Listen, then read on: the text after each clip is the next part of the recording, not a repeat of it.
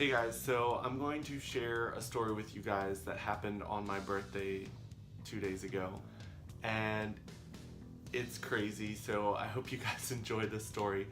But first I kind of want to talk about all my previous birthdays. So starting back from my childhood, I remember my birthdays always being amazing and fun. I had a lot of friends when I was little. My mom would invite her friends over and they had kids and they'd come over for my birthday. So as a child, my birthdays were always full of fun.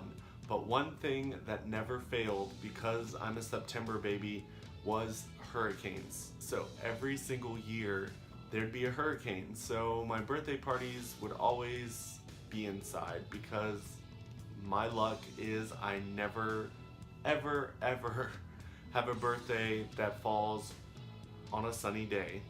So remember that, that's important for later. As I got older, I was a little bit more shy and I didn't have a lot of friends. I remember in high school, I actually had a huge party that my family had catered for me. They had hired someone to come out and do karaoke. They had bought tons of stuff for like fun games like the balloon toss and all of those games. And I actually ended up only having one friend show up. My sister had a friend of hers show up because her friend was coming to hang out with her because all of my friends were going to be hanging out with me. That was kind of a slap in the face and kind of sucked.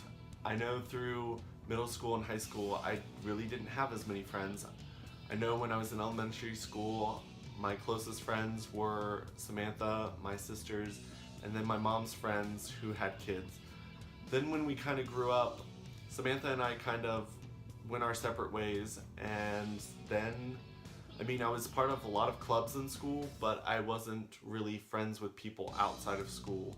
After I got to college, I actually started making some real friends, and they started throwing surprise parties for me, and honestly, it wasn't until college that I actually made amazing friends, and ever since then I haven't had a dull birthday. Even on the birthdays when I'm sick, my friends still pull through and show up anyway and make my day amazing. Since I've started doing YouTube, actually this year, I got over 1,000 birthday wishes from people, which is crazy.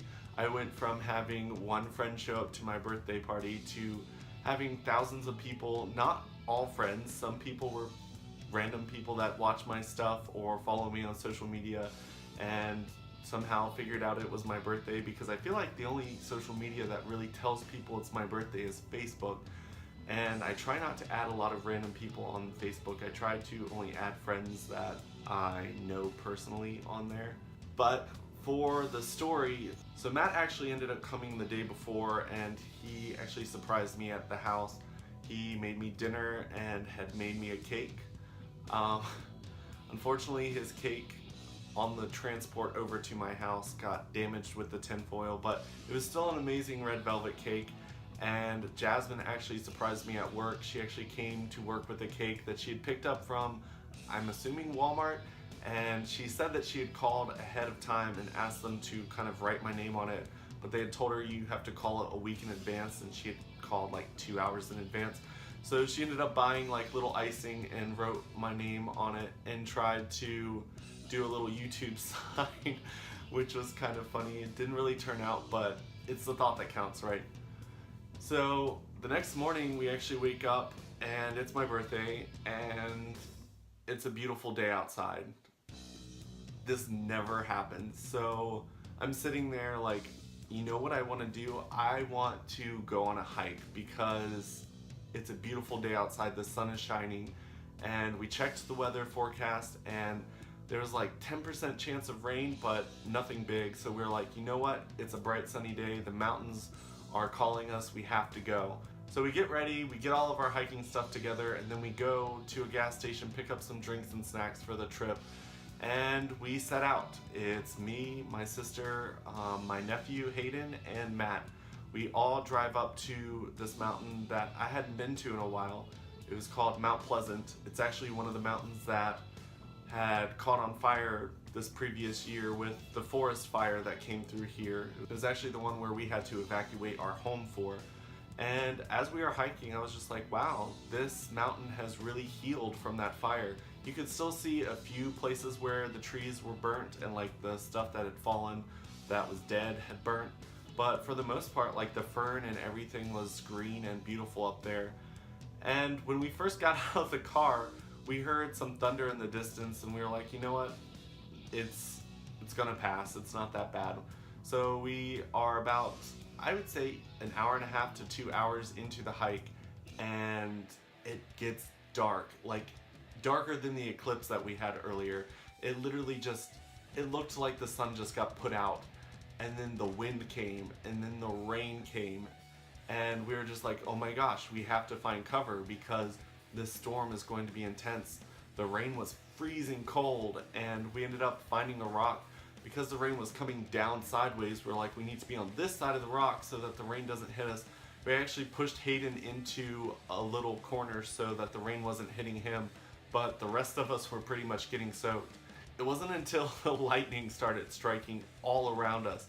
There was one that actually hit probably 100 feet away, and we were just like, okay, we have to get down. At this point, we'd only gotten to the top of the first mountain. We still had to go down that mountain and up the second one to get to the destination, and we were just like, we can't do it. There's no way. There's 2 different ways down, but I wasn't sure about the other way down, so I was just like, we have to turn around and go back the way we came. So after the lightning struck, I was just like, you know what, this rain is freezing, and Hayden is only 9 months old, so we need to cover him up. So I took my shirt off and put the shirt over top of Hayden's head. He was in like his little carrier on my chest, and we started down the mountain. We were on some slippery rocks at first, and then as soon as we got off the rocks, hail started coming down out of the sky. Thankfully, we had covered Hayden with a shirt because the hail was really intense. It actually, because I didn't have my shirt on, was hitting me really hard. Thankfully, it didn't like make me bleed or anything like that, but the entire time we were running down the mountain, I was just like, dear God, please don't let us get struck by lightning. I would say there was probably about 5 different lightning bolts that hit really close to us. It like shook the ground. This mountain is not just easy hike. This is a mountain that's pretty intense, especially when the entire trail that you're on has become a river. So we are like running down this muddy river path, and I'm just like, oh my gosh, we are standing in water. So I told my sister and Matt, I was like, do not stand in the water. I was like, run on the side of the trail where we're up above water, because if lightning strikes, it's going to hit us a lot easier if we're standing ankle deep in water. So we were running down the mountain. About halfway down, I was just like exhausted. My body was starting to shake from being cold and from being just like physically exhausted from trying to carry Hayden and not fall. So Matt and I switched. So he takes Hayden, and as we're running down the mountain and just hearing lightning strike everywhere, I look back and Hayden's crying, and I'm just like, oh my gosh, his feet are like so purple. So we'd already covered his top half with my shirt, and Matt had his arms around his legs, but his feet were still exposed. So I just walked up to him, and I'm like, hey, sorry, this is gonna be awkward, but Hayden's feet look like they're freezing off. So I just pulled Matt's gym shorts up and just wrapped them around Hayden's feet. So the rest of the hike down, we actually had Hayden's feet shoved down Matt's pants. But we got down to the car, and we got in the car and just turned the heat all the way up. We made it home, and when we got back to the house, it was still thundering and lightning everywhere, and we lived probably about 45 minutes away from this hiking trail. So the fact that we were going to try to hide up in the mountains under a rock and wait it out, this hurricane storm was not going to let us do that. Thankfully, we were smart enough to know to get off the top of the mountain, get back to the car as fast as possible, and we were all safe. But we made it back, and I lived to tell another YouTube story. So I made it to 29, and hopefully I will still make it to 30. Hope you guys like this video. If you guys have any awesome stories, feel free to drop them in the comment section below. I love to hear y'all's stories, and I hope you guys have a great week. I will talk to you guys next time. Bye.